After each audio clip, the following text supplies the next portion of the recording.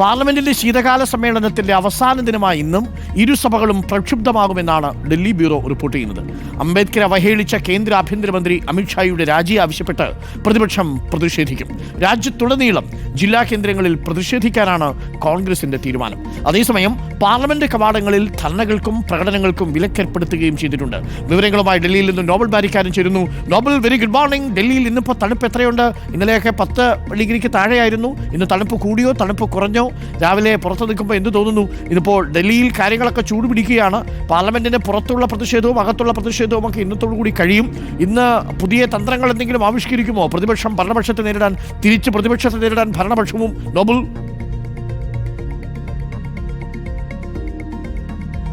Arun, very good morning. ദില്ലിയിൽ ഇന്നും ഒരു നല്ല തണുത്ത പ്രഭാതമാണ്. ഇന്നിപ്പോൾ രാവിലെ 7 ഡിഗ്രിയാണ് താപനില ഇപ്പോൾ രേഖപ്പെടുത്തിയിരിക്കുന്നത്. ഏറ്റവും കുറഞ്ഞ താപനിലയുമായി ബന്ധപ്പെട്ട കണക്കുകൾ അല്പസമയത്തിനെതിരെ കാലാവസ്ഥാ വകുപ്പിന്റെ അടുത്ത് നിന്ന് വരും എന്നാണ് നമ്മൾ പ്രതീക്ഷിക്കുന്നത്. ദില്ലിയിൽ ഇത്തരത്തിൽ കനത്ത തണുപ്പ് അനുഭവപ്പെടുമ്പോഴും രാഷ്ട്രീയം ഏറെ ചൂടുപിടിച്ചുകൊണ്ട് തുടരുകയാണ് എന്നാണ് പ്രധാനപ്പെട്ട കാര്യം. പ്രത്യേകിച്ച് ഇന്നലെ പാർലമെന്റിൽ ഉണ്ടായ ഭരണപ്രതിപക്ഷ വാക്കുതർക്കവും ഉന്തും തള്ളുമൊക്കെ ഇന്നും ഇപ്പോൾ പാർലമെന്റിൽ വലിയ ചർച്ചകളിലേക്കും പ്രതിഷേധങ്ങളിലേക്കും നീങ്ങും എന്ന കാര്യത്തിൽ യാതൊരു സംശയവുമില്ല. അംബേദ്കർ വിവാദത്തിൽ കേന്ദ്ര ആഭ്യന്തരമന്ത്രി അമിത്ഷായുടെ രാജിയും മാപ്പും തന്നെയാകും ഇന്നും പ്രതിപക്ഷം ഉയർത്തുക. അതോടൊപ്പം ഇന്നലെ ഉണ്ടായ ആക്രമണങ്ങൾക്ക് എതിരെ, സംഘർഷത്തിന് എതിരെ കടുത്തമായ നിലപാടും പ്രതിപക്ഷത്തിന്റെ ഭാഗത്ത് ഉണ്ടാകും. ഭരണപക്ഷവും ഇന്നും വിട്ടുകൊടുക്കില്ല എന്ന കാര്യത്തിൽ യാതൊരു സംശയവുമില്ല. ഇന്നലെ തന്നെ ഈ സംഘർഷങ്ങൾക്ക് പിന്നാലെ, ഈ ഏറ്റുമുട്ടലിന് പിന്നാലെ BJP എംപിമാർ ദില്ലിയിലെ പാർലമെന്റ് സ്ട്രീറ്റ് പോലീസ് സ്റ്റേഷനിലെത്തി രാഹുൽ ഗാന്ധിക്കെതിരെ പരാതി നൽകുകയും അതിൽ കേസെടുക്കുകയും ചെയ്തിട്ട് ഇന്ന് രാഹുൽ ഗാന്ധിക്ക് അടക്കമുള്ള ഇന്ത്യ സഖ്യത്തിലെ എംപിമാർക്ക് എതിരെ പാർലമെന്റിൽ നടപടി ആവശ്യപ്പെട്ടുള്ള പ്രതിഷേധത്തിലേക്ക് ഭരണപക്ഷം കിടക്കാനുള്ള സാധ്യതയാണ് ഉള്ളത്. എന്താണെങ്കിലും സഭാ നടപടികൾ വളരെ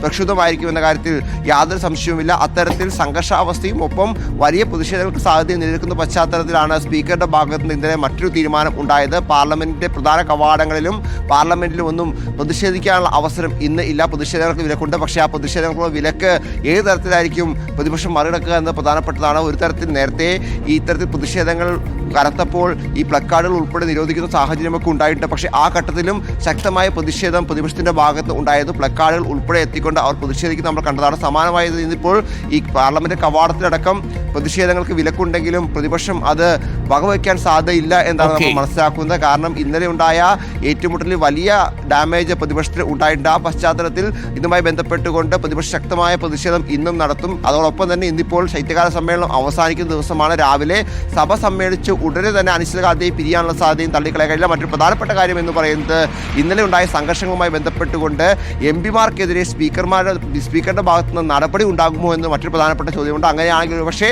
നടപടിക്കും സാധ്യതയുണ്ട്.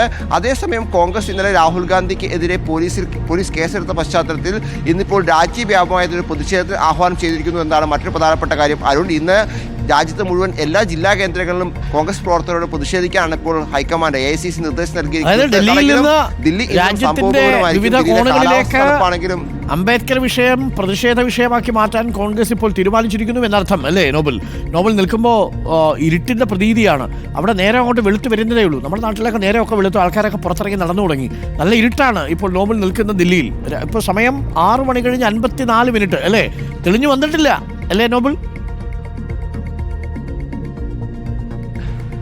ഇല്ല, രാവിലെ എന്താണെങ്കിൽ കടുത്ത തണുപ്പും ഒപ്പം മൂടൽമഞ്ഞ് കാരണം സൂര്യൻ നമുക്കത് കാണണമെങ്കിൽ എന്തായാലും 9 മണി കഴിയണം. അതിനു മുമ്പ് ഒരു 7:30 ആകുമ്പോഴത്തേക്കും അത്യാവശ്യം വെട്ടം വന്നു തുടങ്ങും. ഇപ്പോൾ സമയം 7 മണി ആകുമ്പോൾ നമുക്ക് ദൃശ്യങ്ങളിൽ കാണാൻ കഴിയും. കറുത്ത ഇരുട്ടാണ് ഇവിടെയൊക്കെ. ആളുകളൊന്നും അങ്ങനെ റോഡിലില്ല. പിന്നെ പ്രഭാത സവാരിക്ക് സ്ഥിരം പോകുന്ന ചില ആളുകൾ ഒഴിച്ചു കഴിഞ്ഞാൽ മറ്റു തിരക്കുകളൊന്നും ദില്ലിയിലെ റോഡുകളിൽ ഇന്ന് കാണാൻ കഴിയുന്നില്ല. അതോടൊപ്പം തന്നെ ഈ ശക്തമായ മൂടൽമഞ്ഞ് പലയിടത്തും ഉള്ളത് കാഴ്ചാപരിധിയൊക്കെ ബാധിക്കുകയൊക്കെ ചെയ്തിട്ടുണ്ട്. എന്താണെങ്കിലും ദില്ലിയെ സംബന്ധിച്ച്, ഉത്തരേന്ത്യയെ സംബന്ധിച്ച് കറുത്ത തണുപ്പിലേക്കാണ് പോകുന്നത്. വരും ദിവസങ്ങളിൽ ഈ തണുപ്പ് ശക്തമാകും എന്ന് തന്നെയാണ് പറയുന്നത്. പക്ഷെ അപ്പോഴും മറ്റൊരു പ്രധാനപ്പെട്ട കാര്യം, ഈ വായു മലിനീകരണവും ഇതിനൊപ്പം വളരെ രൂക്ഷമായി തന്നെ ദില്ലിയിൽ തുടരുന്നു എന്നുകൂടി നമ്മൾ ഈ ഘട്ടത്തിൽ എടുത്തു പറയണം. 400 മുകളിലാണ് പല ഘട്ടങ്ങളിലും വായു ഗുണനിലവാര സൂചിക ഇപ്പോഴും രേഖപ്പെടുത്താതെ വലിയ ഗുരുതരമായ ആരോഗ്യ പ്രശ്നങ്ങൾ പലർക്കും ഉണ്ടാക്കുന്നുമുണ്ട്. അരുൺ, എന്തായാലും ഈ തണുപ്പ്, അന്തരീക്ഷത്തിന് തണുപ്പുണ്ടെങ്കിലും ഡൽഹിയിലെ രാഷ്ട്രീയത്തിനൊട്ടും തണുപ്പില്ല. നല്ല ചൂട് പിടിച്ചിരിക്കുകയാണ്. ഇപ്പോൾ നോബൽ പറഞ്ഞതുപോലെ അംബേദ്കർ വിഷയം രാജ്യത്തെ പല കോണുകളിലേക്കും എത്തിക്കാൻ കോൺഗ്രസ് തീരുമാനിച്ചു.